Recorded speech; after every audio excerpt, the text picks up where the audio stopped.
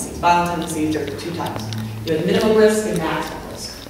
Minimum risk means you have a violent crime accused against you, but you've never attacked a guard or a mystery.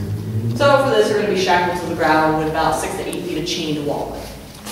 Maximum risk, however, these folks are so violent towards one another and towards the guards that they have to be isolated. The easiest way to isolate people? Caging. Now, this cage was actually made by one of the ironworking students who attends the college. It's exactly the scale how those original cages were set up, except if you notice, there's a couple of things missing. First and most obviously, it's missing a roof or a ceiling. It's missing a lock. And these bars, they're hollow. The original ones would have been completely solid. In a room as large as this one would have been, you had 10 of these lying on the perimeter.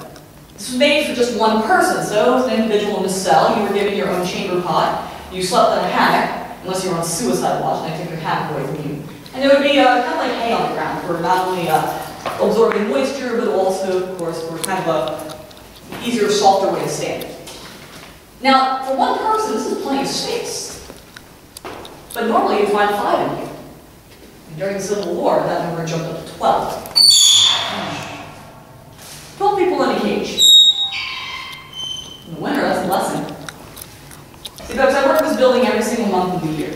And in the dead of January, with 2 pairs of socks and a good pair of boots, I still can't feel my toes by the end of my night.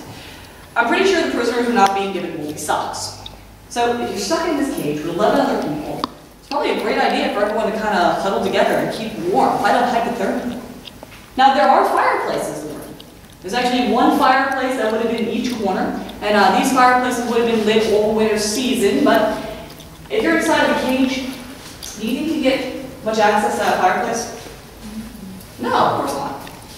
Summer rolls through. You have more heat than you need.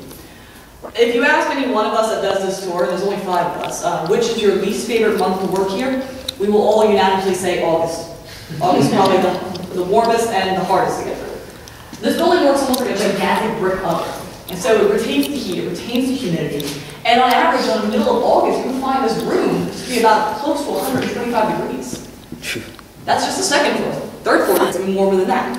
And that's with the building basically being empty. You can imagine it overflowing with prisoners, how it would react.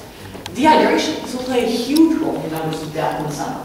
Water was not something given to you as often as you would like. So we have dehydration as a big killer in the summer. We have hypothermia as a killer in the winter. But the year-round killer, the reason why people only survive for about 2 months in this place, is disease. This is before penicillin. So you had epidemics of yellow fever and dysentery, tuberculosis, wipe out hundreds of people. I mean, if you threw me in this jail in the middle of the 1800s and said I had a choice of dying by execution or dying by dysentery, folks, straight me up on the Russian roulette of hangings. I'd rather go that way. So that was the main reason why most people died. It's just the way this building was kept. It was very, very unclean. Now, does anyone have any questions or anything while we're in this stuff? No? Alright, let's head upstairs and I'll tell you guys my favorite hanging story. Yes, I have a favorite.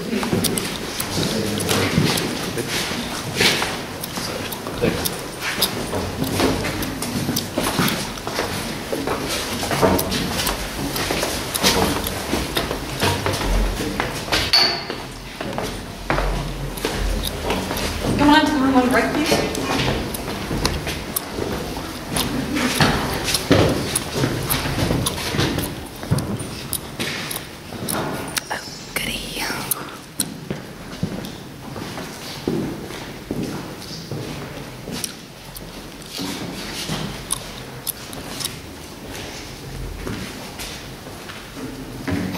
It doesn't like you. Okay. Okay. If you can just get like 2 or 3 pictures in each room, that's fine. No, that's fine. No, I don't. You'll have to take them in the little dark rooms. Now, that's fine. To the 3rd floor to speak about my favorite execution, and the reason is this 3rd floor was actually named Rascal's Roost. Rascal's Roost was an area designated to hold some of the worst offenders in our city. Let's just put it this way. You don't want these folks in your neighborhood anytime soon. Now, The person who was executed actually died back in 1906. It was a gentleman by the name of William Marcus. Now, William Marcus, he came to Charleston back in 1904 from Cleveland, Ohio. He was working on the railroads at the time. He happened, of course, to be new in town. They made friends pretty quickly, going to local pubs and taverns. And he ended up falling in love with a lovely young lady by the name of Maggie Stone. Maggie Stone was a maid in the city of Charleston. And so, about 5 days a week, she'd be hired out to polish silver, do laundry, ironing, etc., etc. Willie and Maggie have a very whirlwind romance, and they decided they wanted to go off and get married. So they marched on down to City Hall and make things official. What Willie forgot to tell his blushing bride, though, is that he was already married to a woman back in Cleveland, and oh yeah, he had 5 kids with her, too. Darling, this is something you forget when you move. Willie and Maggie, they live in a house on Queen Street, and Maggie soon realizes that married life to Willie is not all that it's cracked up to be. Her husband is obsessive, possessive, abusive, and paranoid beyond belief.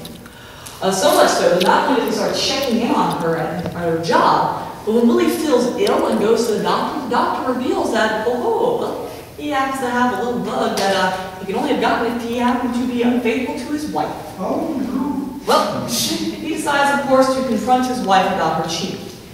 Then, Maggie, I want you to quit your job. But what? Are you kidding? It's the only reason why we have food on our table, not quit. Maggie, I don't care, you have to quit your job. No. Maggie, quit your job or else. She said, or else what? With that, Willie reached into a drawer which he happened to have an ice pick stored in, grabbed it and stabbed her 42 times. Dear God. Once he was done, he left her and the ice pick in the kitchen, grabbed a bottle of whiskey, and sat on the front porch drinking until the police showed up. Which they would, because everyone in the neighborhood heard her screaming. The cops drive 3 blocks, down Queen, down Logan, to the front of our jail. They knock on the front door, and they hand Willie right over